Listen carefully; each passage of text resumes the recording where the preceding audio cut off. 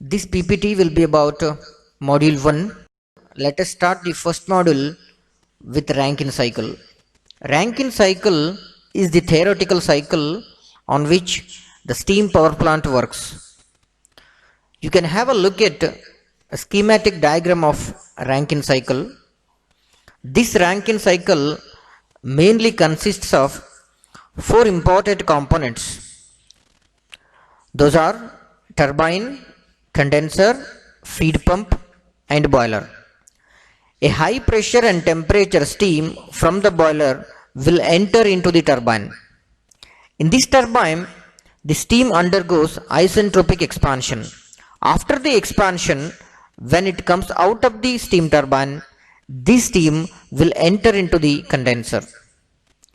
In the condenser, cooling water comes in contact with the steam. During this contact, a constant pressure heat rejection takes place. That means steam will reject the heat to the cooling water when this cooling water comes in contact with the steam. After the condenser, steam will become water. This water will be pumped back to the boiler by feed pump. This feed pump, during the pumping, isentropic compression of the water takes place. This feed water will enter into the boiler. In the boiler, heat addition takes place. This water will be converted into high pressure and temperature steam. This steam will again enter into the turbine. These processes will keep on be repeating. As we have already discussed, process 1 to 2 is about reversible adiabatic expansion which takes place in the turbine. And process 2 to 3, constant pressure heat rejection takes place in the condenser. And process 3 to 4, reversible adiabatic compression takes place in the feed pump. Process 4 to 1, constant pressure heat addition takes place in the boiler. And what are the processes we have already discussed can be represented on PV, HS and TS diagram. You can observe the PV diagram here. Here process 1 to 2 which takes place in turbine, that is isentropic expansion, and 2 to 3 which takes place in condenser, constant pressure heat rejection, and process 3 to 4 which takes place in pump, it is isentropic compression, and process 4 to 1 it is constant pressure heat addition.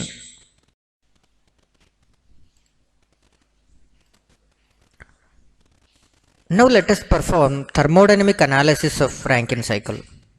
For this, I will consider 1 kg of fluid.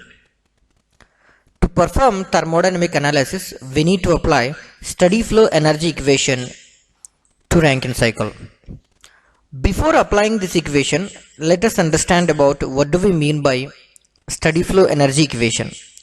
Steady flow energy equation is about law of conservation of energy, which says energy which enters the system is equal to energy which leaves the system. This steady flow energy equation now we will apply for boiler, turbine, condenser and pump.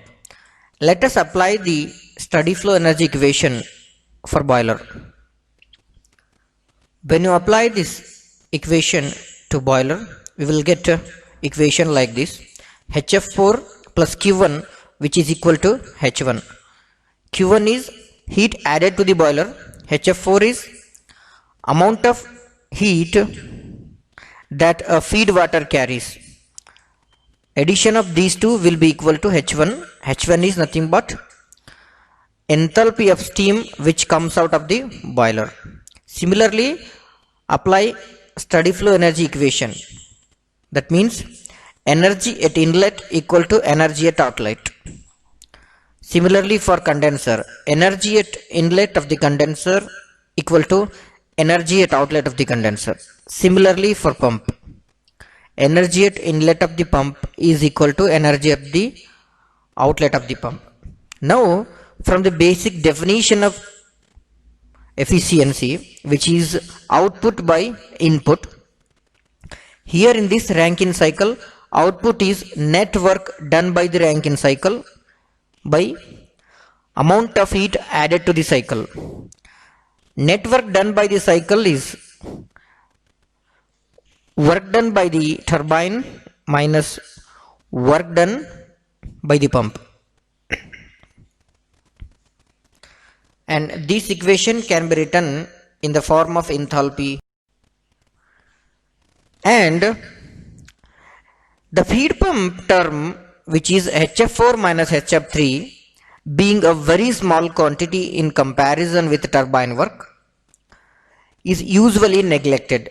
That means we usually neglect the change in enthalpy during the pumping. So if you neglect this term, then expression for Rankine efficiency becomes H1 minus H2 by H1 minus HF4.